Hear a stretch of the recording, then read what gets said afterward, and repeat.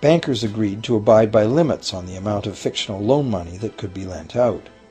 The limit would still be a number much larger than the actual value of gold and silver in the vault. Quite often the ratio was 9 fictional dollars to 1 actual dollar in gold. These regulations were enforced by surprise inspections. It was also arranged that, in the event of a run, central banks would support local banks with emergency infusions of gold. Only if there were runs on a lot of banks simultaneously would the banker's credit bubble burst and the system come crashing down.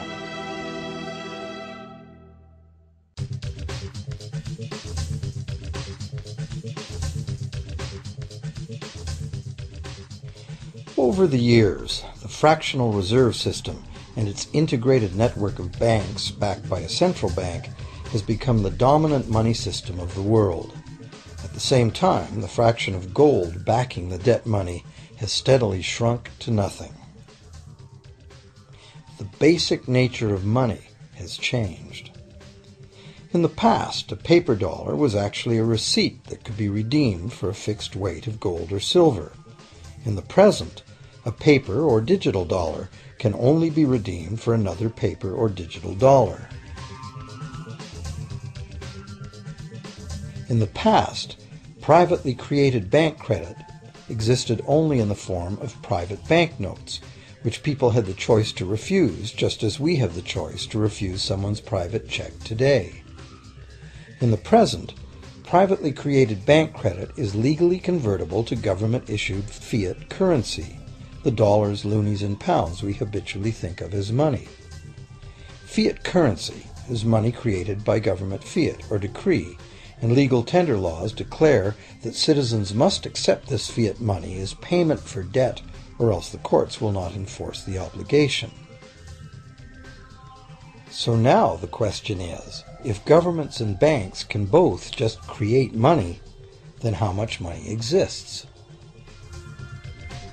In the past, the total amount of money in existence was limited to the actual physical quantities of whatever commodity was in use as money. For example, in order for new gold or silver money to be created, more gold or silver had to be found and dug out of the ground. In the present, money is literally created as debt. New money is created whenever anyone takes a loan from the bank. As a result, the total amount of money that can be created has only one real limit: the total level of debt.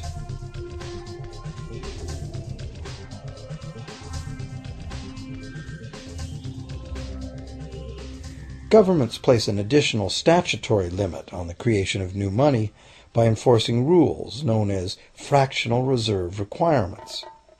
Essentially arbitrary, fractional reserve requirements vary from country to country and from time to time. In the past, it was common to require banks to have at least $1 worth of real gold in the vault to back $10 worth of debt money created.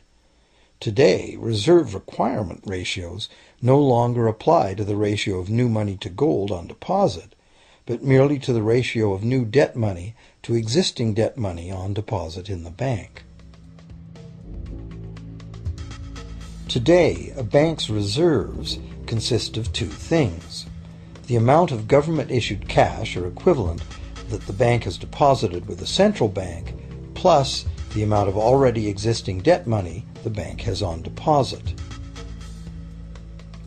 To illustrate this in a simple way, let's imagine that a new bank has just started up and has no depositors yet.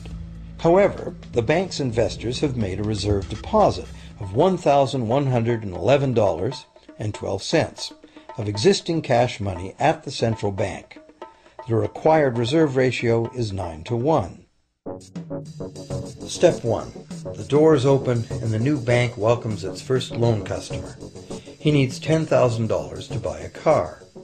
At the 9-to-1 reserve ratio, the new bank's reserve at the central bank, also known as high-powered money, allows it to legally conjure into existence 9 times that amount, or $10,000, on the basis of the borrower's pledge of debt. This $10,000 is not taken from anywhere. It's brand new money simply typed into the borrower's account as bank credit. The borrower then writes a check on that bank credit to buy the used car. Step 2. The seller then deposits this newly created $10,000 at her bank. Unlike the high-powered government money deposited at the central bank, this newly created credit money cannot be multiplied by the reserve ratio. Instead, it's divided by the reserve ratio.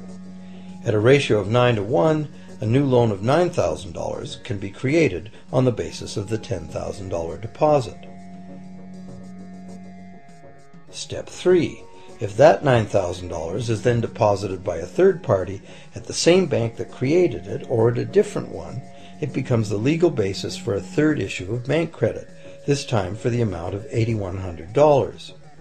Like one of those Russian dolls where each layer contains a slightly smaller doll inside, each new deposit contains the potential for a slightly smaller loan in an infinitely decreasing series. Now, if the loan money created is not deposited at the bank, the process stops. That's the unpredictable part of the money creation mechanism. But more likely, at every step, the new money will be deposited at a bank, and the reserve ratio process can repeat itself over and over until almost $100,000 of brand new money has been created within the banking system. All of this new money has been created entirely from debt, and the whole process has been legally authorized by the initial reserve deposit of just $1,111.12, which is still sitting untouched at the central bank. What's more, under this ingenious system, the books of each bank in the chain must show that the bank has 10% more on deposit than it has out on loan. This gives banks a very real incentive to seek deposits in order to be able to make loans, supporting the general but misleading impression that loans come out of deposits. Now, unless all the successive loans are deposited at the same bank, it cannot be said that any one bank got to multiply its initial high-powered money reserve almost 90 times by issuing bank credit out of nothing. However, the banking system is a closed loop. Bank credit created at one bank becomes a deposit in another, and vice versa. In a theoretical world of perfectly equal exchanges, the ultimate effect would be exactly the same as if the whole process took place within one bank. That is, the bank's initial central bank reserve of a little over $1,100 allows it to ultimately collect interest on up to $100,000 the bank never had.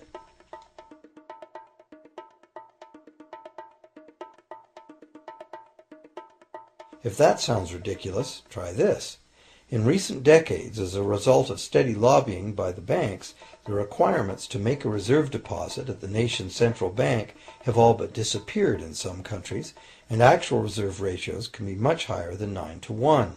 For some types of accounts, 20 to 1 and 30 to 1 ratios are common. And even more recently, by using loan fees to raise the required reserve from the borrower, banks have now found a way to circumvent reserve requirement limitations entirely. So, while the rules are complex, the common sense reality is actually quite simple. Banks can create as much money as we can borrow.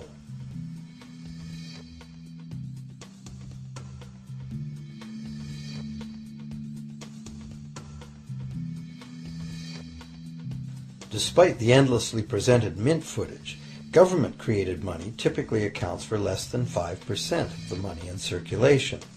More than 95% of all money in existence today was created by someone signing a pledge of indebtedness to a bank. What's more, this bank credit money is being created and destroyed in huge amounts every day, as new loans are made and old ones repaid.